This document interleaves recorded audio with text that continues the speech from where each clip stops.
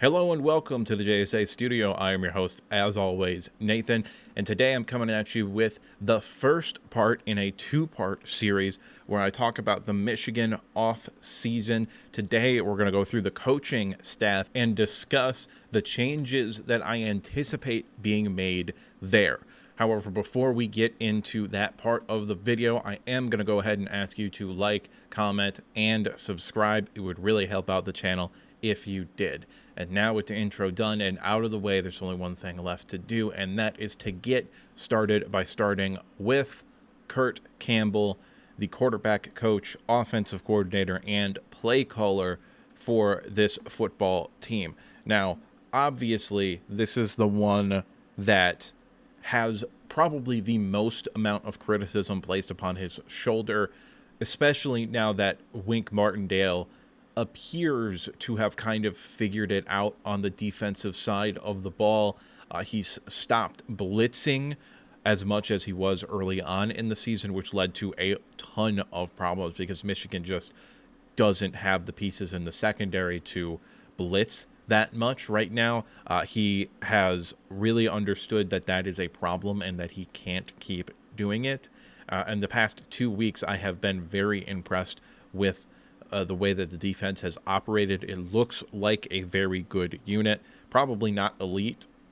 Great, I would say, though. It does look like a great unit, but not quite elite.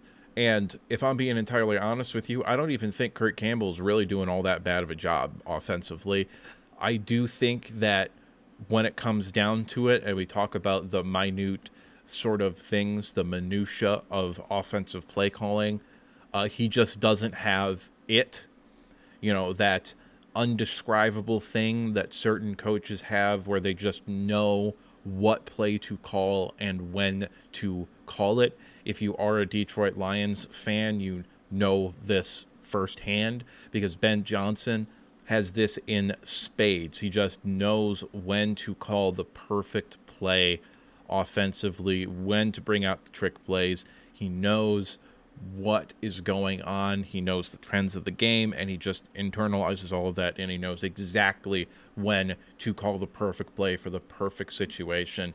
He knows when the defense is not thinking about a trick play, so he calls the trick play. And when it comes down to it, I just don't think Kirk Campbell has that it factor, so to speak. However, that's not entirely a requirement to be a good offensive coordinator. When it comes down to it, I think a lot of the things that people place on his shoulder, like not giving the ball to Khalil Mullings or what the running back rotation looks like or whatever, I don't know what the responsibilities are for every position coach and every coach for the University of Michigan during the game. However, normally you're not, as the offensive play caller, in charge of who's going in when. You will call the formation, and then they will substitute the players that are supposed to be in.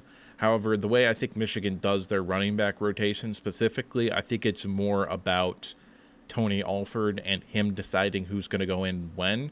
And that's why Tony Alford has several times this year talked about how he wished he could have rotated things differently. And that is probably a learning process for him, and we'll talk about that more in this next bit. Honing in on Kirk Campbell here, I honestly, and I mean this, I don't think he's been that bad.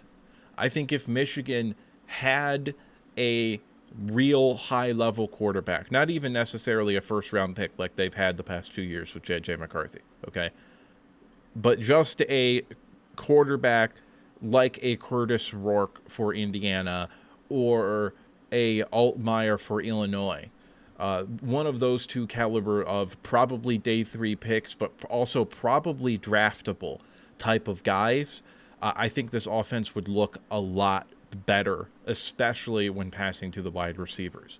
However, I also do not believe that if we had a quote-unquote better offensive coordinator, that the offense would be better. I think Kirk Campbell isn't a negative at the play caller position, but I don't think is a positive either. And if you're talking about winning Big Ten titles, making the playoffs, winning national titles, you've got to have an offensive coordinator that is a positive. And also, for what it's worth, I do actually think he's a very good quarterback coach in terms of actually coaching the quarterback position. I think he recruits very well. He is Bryce Underwood's primary recruiter. He was Jaden Davis's primary recruiter. He is Brady Hart's primary recruiter. And if you were to fire him, you would probably not with Bryce Underwood, but with the other two, Jaden Davis, who's very likely to transfer anyway, in my opinion. However, he might seriously consider transferring. It's also very likely that Brady Hart maybe wouldn't decommit right away. You'd probably wait and see what happens. But if he doesn't have that same chemistry with the new quarterback coach that he had with Kirk Campbell, there's a very real possibility that recruitment could open up again as well. Which is why I don't believe firing him is what's going to happen. I do think that there's going to be some shenanigans with Kirk Campbell where he'll probably maintain all of his titles this year. He'll still probably be the quarterback coach, and he'll still probably be listed as the offensive coordinator. If I had to guess, he might lose the offensive coordinator, or it might become co-offensive coordinator, but I don't particularly believe that he's going to get fired. I think a demotion is much more in line with what Michigan is probably going to want to do. But again, a full-blown fire him, will bring in a quarterback coach / offensive coordinator from somewhere else. That's not off the table, especially because I don't think his buyout is going to be nearly as big as most offensive coordinators, because he was a relatively unproven commodity at that position. However, when it comes down to it, I am predicting a demotion. I think his title heading into next year will probably be quarterback coach / offensive coordinator or co-offensive coordinator. And either way, in that scenario, I don't particularly think he'll be the one calling plays next year, even if his title is still offensive coordinator, in which case they could bring in somebody, a wide receiver coach or an offensive line coach or a tight end coach or whoever to actually call plays. Their title would be like co-offensive coordinator, and then he would just be the one calling plays. And Kirk Campbell, just because he might not be able to stomach a demotion, would then just keep the title of offensive coordinator or co-offensive coordinator. Moving on to Tony Alford, the running back coach. This one to me is pretty simple. Even though I do think he has had some blunders in terms of rotations and stuff like that, I think that has more to do with the fact that you're letting the coaches decide who's going to rotate in and out on any play. And I understand the philosophy behind that, because it's like, oh, every running back and wide receiver probably should be able to do everything at every position and know exactly what's going to go on. However, there are players that are better at certain things than other players. And there are several examples this year of, I think, Michigan fumbling the rotation process, especially at the running back position. There were a lot of third and fourth and shorts where Khalil Mulling wasn't on the field and it was Donovan Edwards. And there were a lot of like zone stretch or outside zone kind of plays where Khalil Mullings is the guy in there, and I don't really know why they would do that either, just like I don't know why you would have Donovan Edwards in on a 3rd and 1. It does not make a whole lot of sense. However, Tony Alford, I believe, is one of the best recruiters at the running back position in the entire country. I think he's a big part of why Michigan is still in the recruitment for a ton of highly rated recruits in the 2026 class, specifically 5-star running back Savion Hitter, who, after the news of Bryce Underwood committing to Michigan, does seem like more of a legitimate possibility to actually end up in the maize and blue. All in all, I would be very, very surprised if Tony Alford was in fact fired and let go. I just don't believe that is going to be something that happens here. I do think he is going to be one of the coaches that returns onto next year's staff. And my thoughts here on Ron Bellamy as we shift to the next coach are probably going to get some people heated. But flat out and straight up, I think you're an idiot if you want to fire this guy. I think he's probably, right now, this year, our best position coach in terms of recruiting and in terms of actually just coaching his position. And you talk about, like, oh, wide receivers can't get open. What film are you watching? Genuinely. What film are you watching?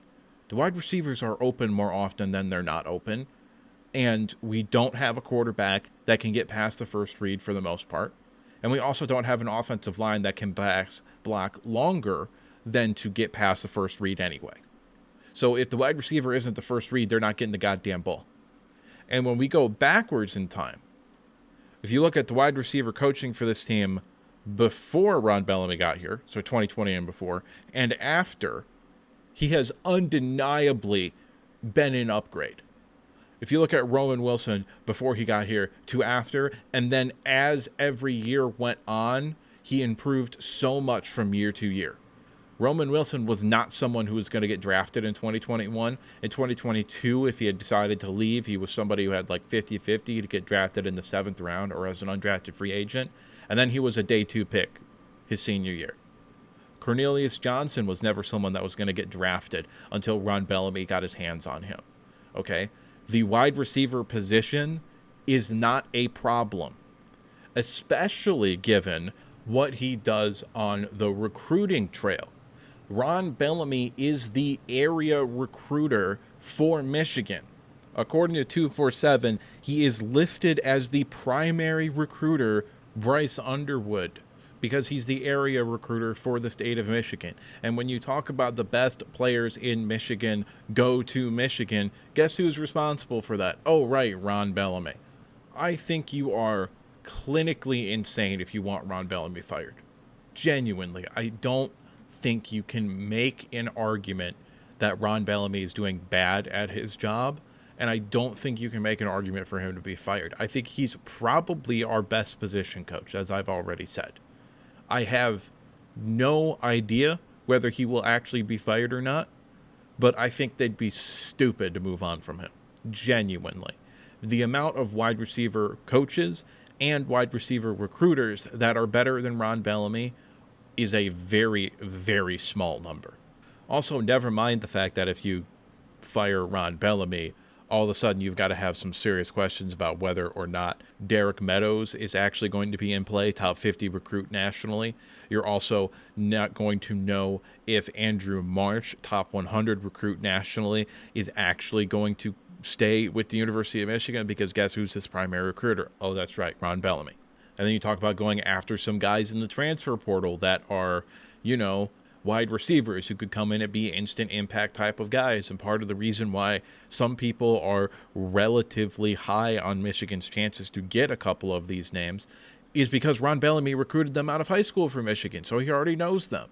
So it would be borderline a disaster for Michigan to fire Ron Bellamy, in my opinion. Up next, Steve Casula. I actually think he's been doing a good job this year, too. I think that there is a noticeable difference between Colston Loveland last year and this year. Colston Loveland this year, I think, is running routes a lot better than he was last year. Now, part of that is that he has another offseason to work on it and stuff. But I do think Steve Casula is a big reason why he took that next step forward to become a legitimate first-round top 20 type of talent at the tight end position, as opposed to just being a guy that has all that talent like he was last year.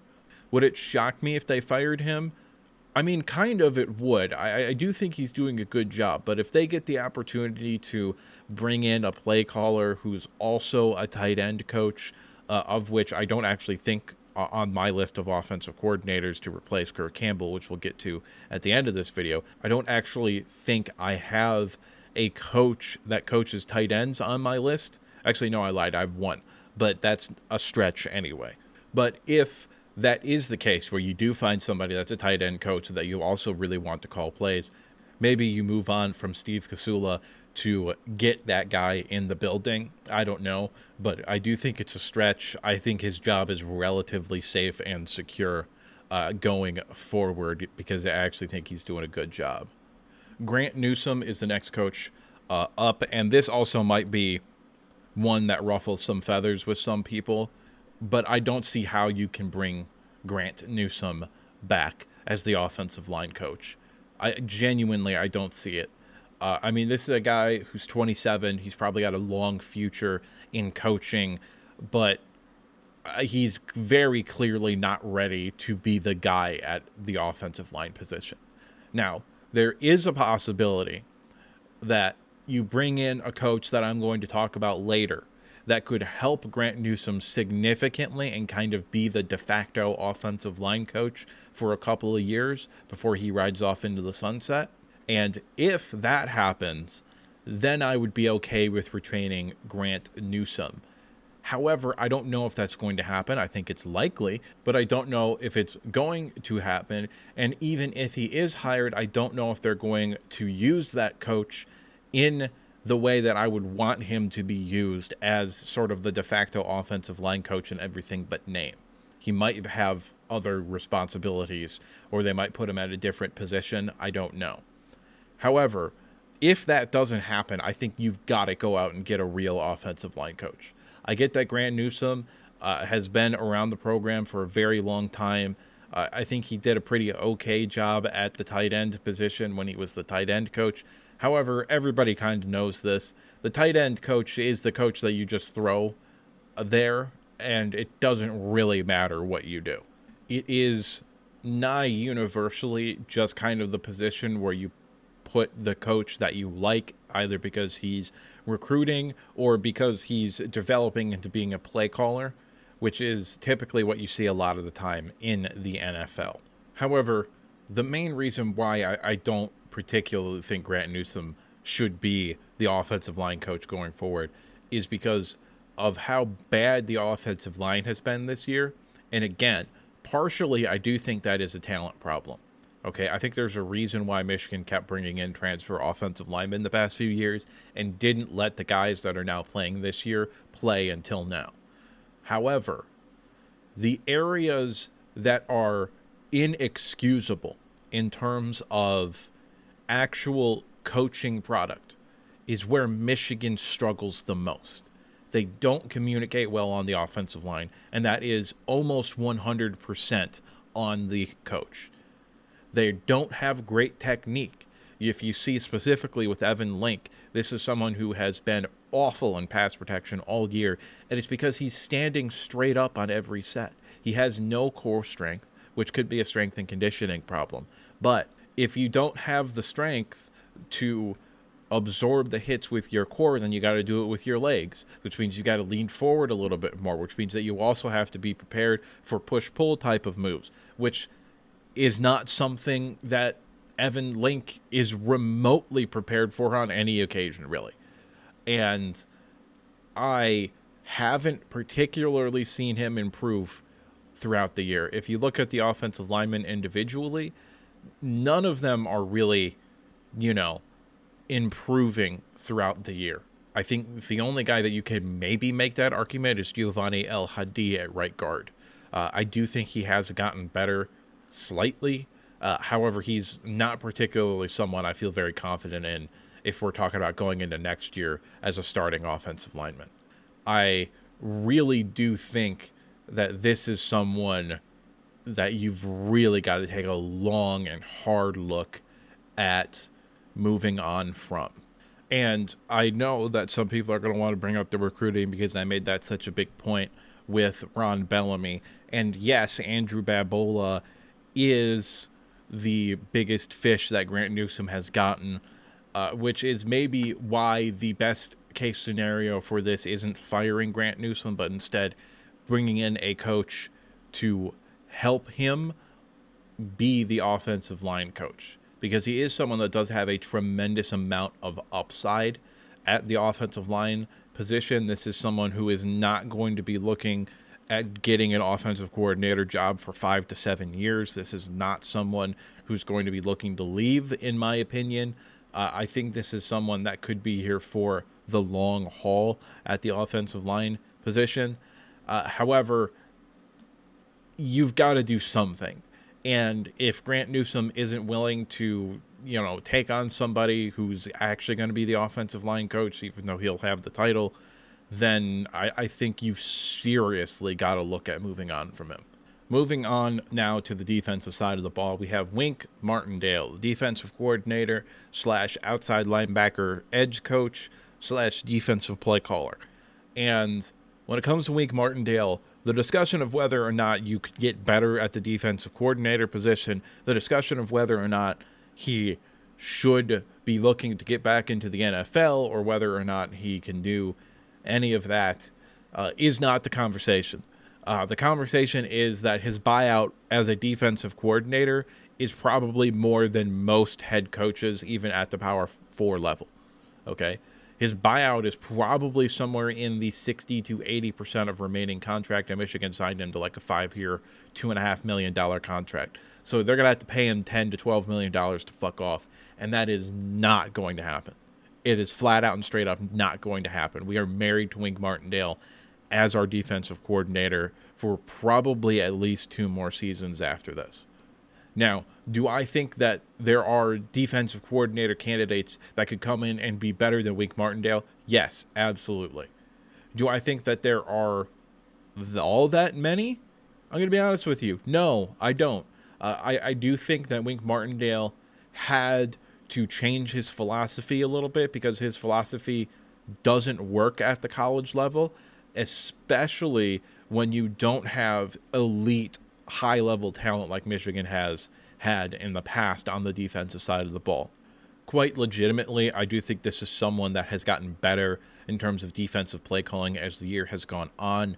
This is someone who has a very long history of being a high-level defensive coordinator in the NFL, and he also does have college experience, although it was like 15 years ago. So I think you could maybe chop up some of the early and mid-season stuff to Wink Martindale having to, get away from being so stubborn that he's unwilling to change in the middle of games and from blitzing so much, especially when you have a defensive line like Michigan has right now. I believe there's a very, very real possibility that Wink Martindale is going to turn this defense into a top 10 caliber defense next year. And I understand that statistically, if you look at like DVOA and stuff, some of the more advanced metrics, that the defense is actually still pretty good. I don't agree with those metrics. I think they're wrong objectively. I don't think this is a top 20 defense in college football, especially if you have a functioning offensive coordinator. However, if we're being honest, a large part of that is, in fact, talent. Michigan just doesn't have the high-end level talent like some other teams do right now, and flat out and straight up just doesn't have the talent that this team even had last year, especially and most noticeably in the secondary. So all things considered, I don't think he's doing all that bad of a job right now. Early on in the season, he was absolutely awful. And if that had continued, I don't know how you don't just bite the bullet and pay him his money to fuck off. However, he has kind of turned the corner here a little bit. And a big reason why I wanted to do this video today was so that it would be before the Ohio State game. Because if Ohio State hangs 50 on this defense, a lot of people are going to be calling for Wink Martindale's head. And I think, once again, that would probably be a mistake. And also just unlikely to happen. So I wanted to get this video out before all of that emotion and shit sort of happened. Moving on to Lou Esposito, the defensive line coach, and this is going to be a pretty quick conversation here. I don't know if he's good or not. Genuinely, I've got no clue. Now, the main reason why I'm confident he will return is because if you look at early season for guys like Camden Brandt and TJ Guy and like that whole second rotation quality defensive line, Trey Pierce and Eno Etta and a lot of these other guys, I do think that he has gotten them to improve as the season has gone along. So all things considered, I don't really see a reason to move on from Lou Esposito right now, especially given that we are going after several high-level defensive line recruits, and I wouldn't want to mess up that recruiting right now. I don't particularly see a whole lot of a reason to move on from Esposito as the defensive line coach, which is why I'm not particularly going to think he's going to be fired. I would be very shocking to me if he was let go. Moving on to the second level of the defense, linebacker coach Brian Jean Mary. And this is another position that, in terms of on-the-field results, has been very disappointing. Ernest Hausman did not take that next step like I was hoping he would take. Jayshon Barham looks significantly worse this year than he did at Maryland last year. However, Barham has gotten better as his role in the defense has changed. They're blitzing him more. They're not keeping him on the field during passing situation more. And the massive improvements we've seen from some of the young guys as well as Jimmy Rolder, I think there's enough there to where you look at it and you say, okay, maybe Barham and Hausman just weren't going to work out the way that I anticipated them working out. And now we've got to go on and look at some of the younger players and try to get them more involved so that next year the linebacker position can kind of get upgraded a little bit. He is also currently recruiting maybe Michigan's top overall prospect in terms of who they're going to go after outside of maybe Ty Haywood. It's probably Nathaniel Owusu-Boateng, who is I believe, an early enrollee. So we should know by next Wednesday if he is going to be a Michigan Wolverine or not. He has been a priority for Michigan for the vast majority of this recruiting cycle, and I think Brian Jean Mary has been doing a pretty okay job as the linebacker coach right now, and I'm not positive that they could go out and get like a genuine upgrade at the position right now anyway, and I just wouldn't risk messing up the recruiting process to fire him after this Saturday. Moving on to the final individual position coach that we've got here, Lamar Morgan. And there's basically nobody calling for his head. He's probably our best recruiter. And this is a coaching staff that has a crap load of really, really good recruiters. Nationally, according to the 247, he is a top 10 recruiter in the country right now. And even though the secondary has looked tremendously bad at times this year, a lot of that could probably be put on the back of Will Johnson is hurt, he's not playing, and also Rod Moore is hurt and he's not playing, and those were your two biggest pieces in the secondary returning. Bakari Page did also take a step back from what was an excellent 2023 campaign. And a lot of the transfers that we brought in with the secondary just didn't pan out. Wesley Walker is probably the most notable. Magnum, the transfer from Michigan State, also did not particularly work out, although he has been hurt for the majority of the year. So I do think that there is a case to be made that it was really a talent issue with the secondary, and that going forward, when we get the talent and Morgan's had time to get his hands on some of the younger players already in the system and get them developed, I think that the secondary is probably going to turn very quickly into a strength for this team. And pretty much anybody who wants them gone is not a serious person, and you should not be listening to them. As far as other staff members go, J.D. Brown, the special teams coach, it would not surprise me if we move on from him as well. Maybe try to go out and get another coach to coach special teams. Even though special teams have become less of a problem as the year has gone on, it definitely was a problem early on in the year. Fernell McPhee was the most notable of all of our analysts, and analysts are now allowed to coach. So I imagine that he actually did have quite a bit of contact, especially with edge rushers.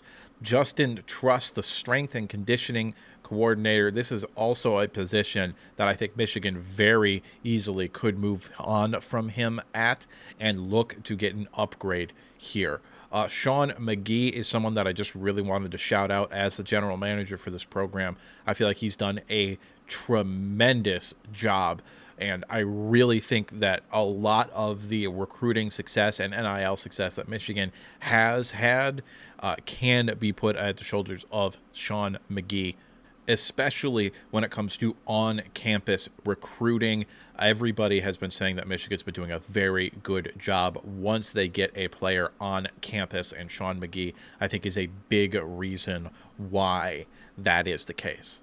So to put this sort of in a summary here, Kirk Campbell is most likely going to get a demotion and or firing. Tony Alford, again, you're probably going to keep him. Ron Bellamy, I hope they keep him. He might be a sacrificial lamb, so to speak. Steve Casula, I think you're likely going to keep. Grant Newsome, I think very well could be on his way out, although I'm not very confident in that assertion. Wink Martindale is going to be kept. Lou Esposito, I think, is going to be kept. Brian Jean Mary, I also think, is going to be kept. And Lamar Morgan is maybe the safest coach on this staff. So all in all, I'm only really predicting the offensive coordinator / play caller position to be open. And I've got some candidates here. These are candidates that I think would be meh to okay, still probably upgrades, all things considered, over Kirk Campbell. However, I don't think they would be upgraded enough to the point where I would actually be like really happy that this is going on. So the list is kind of in order from top to bottom, the bottom being the one that I would be the most interested, the top being the least. However, I didn't particularly put a whole lot of thought into really the whole list as a whole in terms of ranking and everything. I kind of just sat down and thought of a bunch of names and then kind of went back through and eliminated them. So at the top of the list here, we have Mike Hart, former Michigan running back coach / running game coordinator. I don't know if he's going to get back in coaching this year. If he does, it would not shock me if it was in the NFL somewhere or at another college football program. You know, I don't really know where that would be. I think that would sort of be a situation where it's like, oh, Mike Hart decides that he wants to get back into coaching. Okay, cool. Who's getting hired where right now? If Florida was open, then I would say maybe he would be a candidate for Florida's running back coach job because they'd be able to pay him what he deserves. However, when it comes to play callers that don't have any experience being play callers, which Mike Hart does not have any experience being play callers, I wouldn't particularly be all that happy to have him become the offensive coordinator and the play caller, but it also wouldn't make me that mad because he is an elite caliber running backs coach.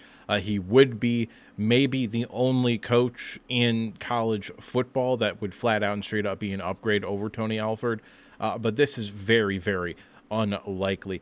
Also with unlikely, the next three offensive coordinators that I've got on this list: Kirby Moore, the Missouri offensive coordinator; Kendall Briles, the TCU offensive coordinator; and Nick Sheridan, the Alabama offensive coordinator. These are all names that I think you could see Michigan tied to simply because they are all good offensive coordinators. Of this group, the most likely to leave their situation might be Nick Sheridan. He did, of course, play at Michigan, I believe, during the Rich Rodriguez era, and then also maybe a little bit of the Hoke era. I don't remember exactly when he played. But Nick Sheridan was a Michigan Wolverine for a period of time, but I don't necessarily see Sharon Moore going with another young, hungry kind of coach, because I do think Nick Sheridan is going to be pushing for head coaching jobs, if not this offseason, next offseason. Alabama, it's fairly likely they still make the playoffs, so he could parlay that into being an offensive coordinator, either in the NFL, or maybe Michigan just pays him too much money, so he goes to Michigan, or could also potentially parlay that into a group of 5 head coaching spot. These last two guys are a little bit more realistic in my mind. However, they don't ultimately seem like they would be somebody that Sharon Moore would go after. And that's Tino Sansersi, the co-offensive coordinator for Indiana. Very important. Mike Shanahan, no relation to the Shanahan coaching tree in the NFL, or the Mike Shanahan who was the head coach for the Broncos for forever. But Tony Sunseri, even though he doesn't call plays, is well regarded in coaching communities as someone who does have a very, very good mind for offensive football. So again, I'm not necessarily on board with the whole idea of going after an offensive coordinator that's never called plays, but Tino Sansersi would probably be a relatively cheaper option to go to what would be an upgrade, I think, in terms of stature of program, and also an upgrade in play, and also an upgrade in opportunities, because he's not likely to end up getting the opportunity to be a play caller as long as Mike Shanahan is there. The last person on this list is Dan Mulling. Now, I would be on board with bringing Dan Mulling in as a 1 or 2 year quarterback coach / offensive coordinator kind of situation before he goes take a Mac job somewhere or another group of 5 sort of situation. I do think that he is a very good recruiter when he chooses to recruit. Obviously, he had that very famous quote about him saying when he was the head coach at Florida, "Oh, I'll recruit when I need to recruit." And all in all, obviously, that's not a great mentality to have. However, I don't particularly think Dan Mulling is a bad head coach. I actually thought he did a pretty good job at Florida outside of that last year where the floor kind of caved out on him. And I was shocked that they fired him after the 1 year. However, it did kind of feel like he does have a very abrasive personality. So that probably had more to do with him being fired than the actual on-field results.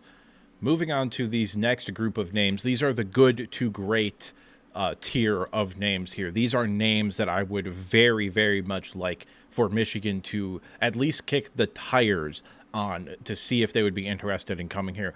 Ultimately, I don't really think anybody in these top 4 names is really going to be all that interested in coming to Michigan, but you do have relatively effective pitches to give all 4 of those coaches. The bottom 2 guys here are my main 2 targets, along with a third target that's going to get his own separate section in this video.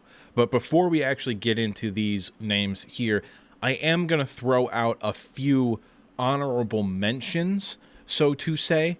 And first honorable mention, Charlie Weis Jr., the offensive coordinator for Ole Miss. Michigan would be able to pay him money to come and be the offensive coordinator at Michigan. However, I just flat out and straight up don't like Ole Miss's offense all that much. It's very, very inconsistent, and it requires you to have a very, very specific set of players with very specific skill sets. And I'm not particularly interested in importing a Lane Kiffin-style offense if Lane Kiffin isn't the one calling the plays. It also doesn't seem like a great move from like a culture / personality fit. Charlie Weis Jr. is incredibly ambitious. You can listen to this guy talk about coaching and everything and what he wants to do with coaching and all of that. This is a guy who wants to be a big-time head coach somewhere, and I don't think he's all that far off from getting a job. And I got to be honest with you, Michigan does not have a particularly great track record of getting coordinators hired to being head coaches and then having success. I think he's far more likely to stick it out with Lane Kiffin or look for a head coaching job at like the lower group of 5 level relatively soon. Another name that is also in a similar sort of position, but Michigan actually just flat out and straight up probably wouldn't have the money to pry him away, would be Colin Klein at Texas A&M. I do actually think he's doing a really good job, especially since they made the move to their 5-star true freshman quarterback whose name I cannot remember off the top of my head. I don't watch the SEC as much as I probably should, so I don't know his name. However, Colin Klein is someone that I do really, really like as a play caller and an offensive coordinator.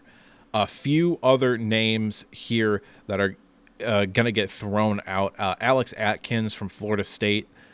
Probably no. I just don't see that being much of a fit culture-wise, and also the offense was never that impressive for me at Florida State, but he is someone well-respected in coaching circles.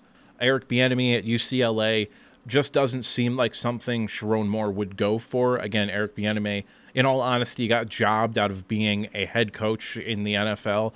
He left the Chiefs finally, which he should have done 3 years before he did, in order to become the offensive coordinator for the Washington Commanders when they didn't really have a quarterback. And then he honestly did a really, really good job, and then nobody would hire him in the NFL, so he came down to Southern California to be the offensive coordinator for UCLA. Just don't see that working out or being something that Sharon Moore would go after. Robert Anae, the offensive coordinator for NC State, is a veteran play caller who I think is honestly doing a pretty good job and has in the past done a very good job at calling plays. Could be somebody like a dark horse sort of candidate that Michigan could go after. Dirk Coder, the Boise State offensive coordinator, probably should also be mentioned, but the reason I'm not putting him on this list directly is because how much of his offense is just Ashton Genty being unbelievable. And finally, the last guy here that I have a name that I could maybe put out into the universe. Our head coach did just get fired, Mac Brown, that is, of course, at UNC. And that's Chip Linsley. I actually think he's done a pretty good job, not only coaching quarterbacks and developing a quarterback-friendly scheme, but also just in terms of calling plays and offensive output.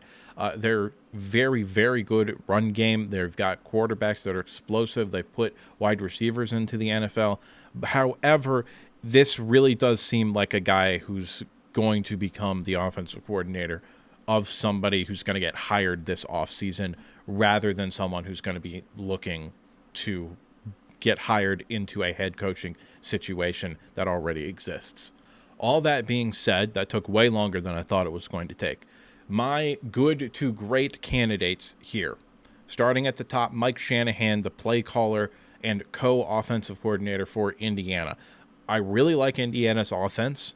Now, it does run counter to the rumors of what Michigan is looking for at the offensive coordinator position.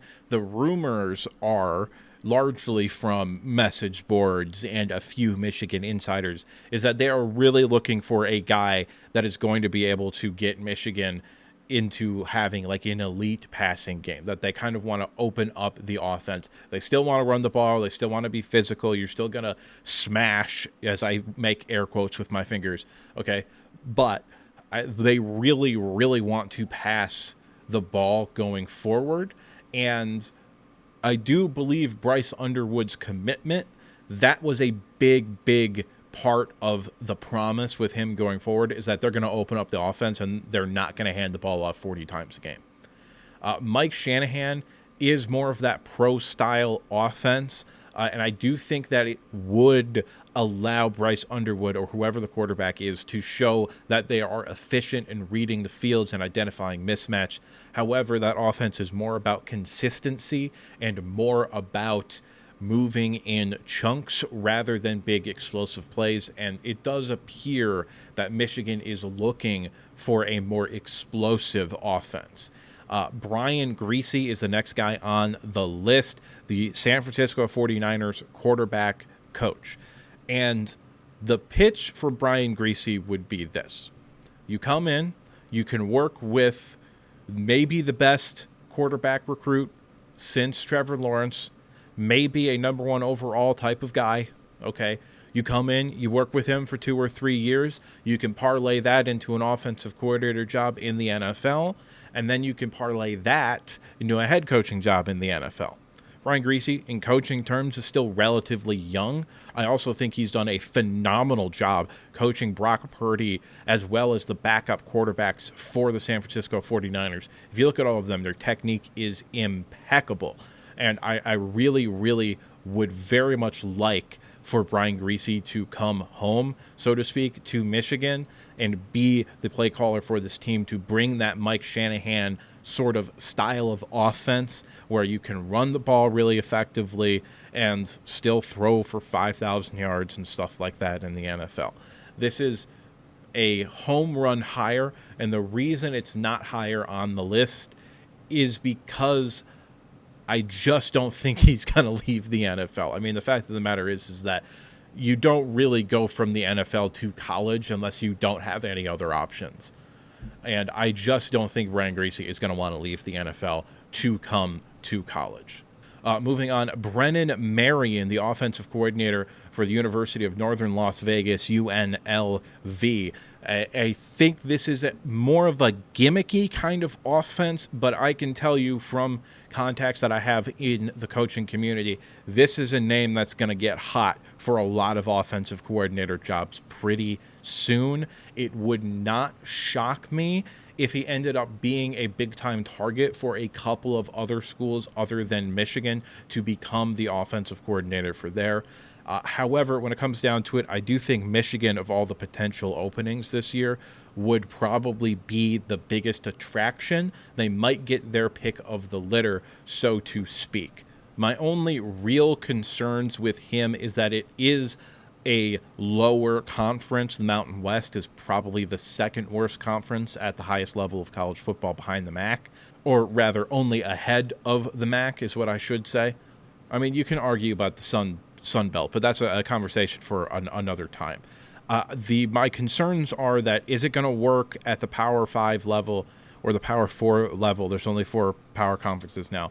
And the offense is a little gimmicky. Those are my main concerns, but this might be a learning period kind of guy where he's going to need maybe a season to kind of adjust to calling plays at the Power 4 level. And that's the main reason why I don't see Michigan pursuing him as hotly as a lot of other teams might. Because Michigan needs to turn this offense around right now, this offseason, and they've done a pretty good job at getting the Jimmies and Joes. Now they got to worry about the X's and O's. And someone who I know for the fact of reality is someone that's going to get the X's and O's right is Tanner Eggstrand, the Lions tight end coach. However, once again, basically everything that I said about Brian Griese, you can kind of just move over to Tanner Eggstrand. Okay, this is a guy that maybe is more likely to come to the college ranks in order to be an offensive coordinator for a year. It would only probably be 1 year to prove that he can call plays at a very high level, and then somebody in the NFL would want him to be their offensive coordinator. Hell, maybe the Lions. The main problem that I have with that is Ben Johnson is more likely, I think, than either of the past 2 off seasons to take a head coaching job, specifically because I anticipate Jacksonville being open, and Jacksonville checks off just about every requirement that he has in order to become a head coach there. In which case, if Ben Johnson does become a head coach, it is likely that Eggstrand is going to end up being the next offensive coordinator for the Detroit Lions, which means that he would have no reason to come to the college level, which is why he isn't my, in all honesty, number 1 candidate. These last 2 names are part of my top 3, okay? Zach Kittley, the offensive coordinator for Texas Tech, and Memphis offensive coordinator Tim Cramsey. In all likelihood, as my number 1 guy who we'll talk about at the end of this video, may or may not be willing to take the Michigan job as the offensive coordinator. He also may or may not even get fired from being a head coach, which is what he is currently. And again, I'll reveal who that is at the end of this video. Zach Kittley, we'll start with him. I really like Texas Tech's offense. I think it would be a good fit for what Michigan is trying to do. It doesn't completely abandon the run game, but it is far more passing-centric than anything we've ever seen at the University of Michigan. But I just think Tim Cramsey is like 5% better at everything than Zach Kittley. Zach Kittley, I think, would be like an A- higher. I think Tim Cramsey would be like an A, borderline on A+ higher.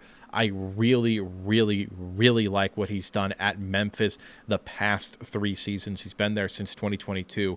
He's a really, really good play caller and someone that I really, really would like to see as a part of this Michigan program. I think he would be a phenomenal choice for the University of Michigan. And strictly speaking, he is an offensive coordinator slash QB coach. So if you decide to move on from Kirk Campbell, which again may or may not happen, he would be able to slot right in, and you wouldn't need to shuffle around the coaches or potentially move on from somebody else to fit him on the offensive staff. Now, moving on to the last thing we're going to talk about before I reveal my number one guy is actually the only guy that I would feel very confident in replacing Grant Newsome as the offensive line coach, and that's Biff Poggi. When he has been a position coach, it has been the offensive line.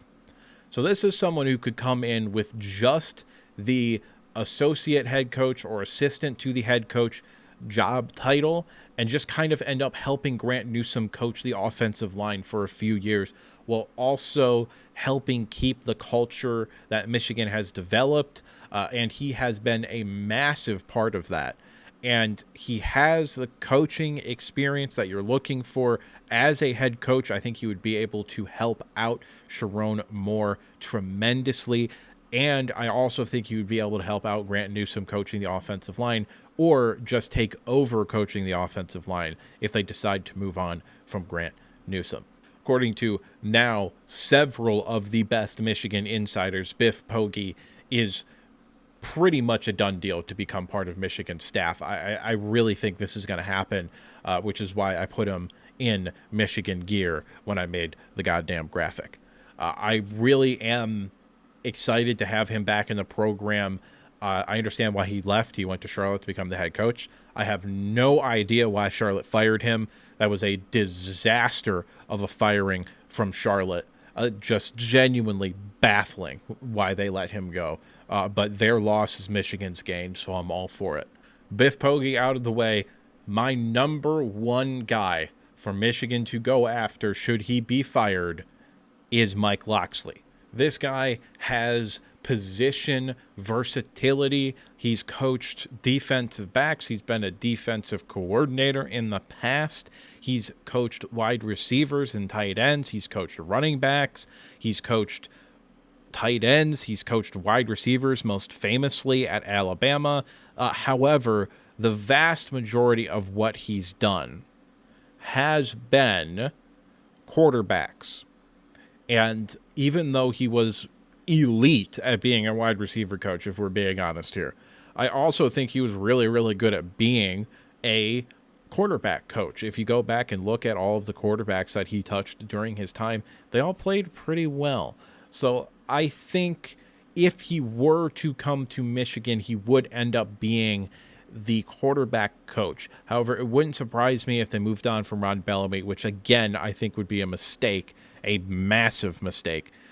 He could come in and be a wide receiver coach slash recruiter as well as the offensive coordinator, and it probably wouldn't be that big of a drop off. He's got all kinds of connections in the South, and he's got all kinds of recruiting connections. He knows a lot of high school head coaches.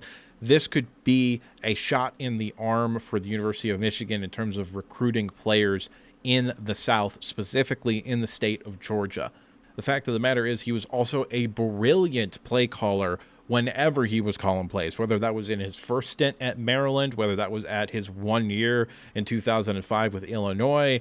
This is someone who I really, really respect as an offensive play caller. And he is by far my number one candidate for Michigan should they move on from Kirk Campbell at the offensive coordinator position, and should he get fired.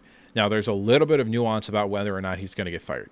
I think it's fairly likely that Maryland moves on from him. However, it's not impossible to envision him staying at Maryland, given that he has a top 50 commit at the quarterback position heading into this year.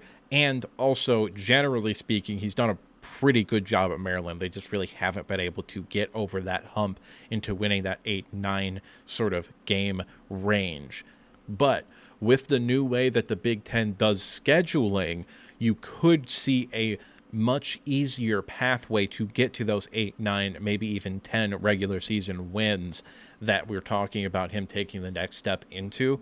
So it would not be shocking to me if he was retained as Maryland's head coach. Another issue is the buyout. He's under contract through 2027, meaning if they were to fire him, they would still have 3 years of contract to pay off for him. If he is like most coaches, then his buyout is likely in the 60 to 66% range, meaning that Maryland would have to fork over $8 million to fire him. I don't know if that's something they're willing to do.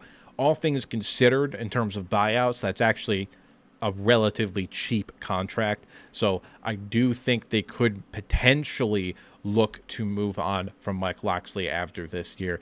And if that happens, he has to be the guy to take over as the offensive coordinator for Michigan. Pay him whatever he wants. Pay him, make him the highest paid offensive coordinator in college football. I don't care. He'd be worth it, in my opinion. But that's just me. And what do I know? I'm just some asshole on the internet giving you his opinion. So at this point, I'd like to remind you to like the video if you liked it, subscribe if you want to see more content like this, and if you disagree with me at any point, or you just have something to say, go ahead and drop a comment down in the comment section below. And now with the outro done and out of the way, there's only one thing left to say, and that's that I'll see you next time.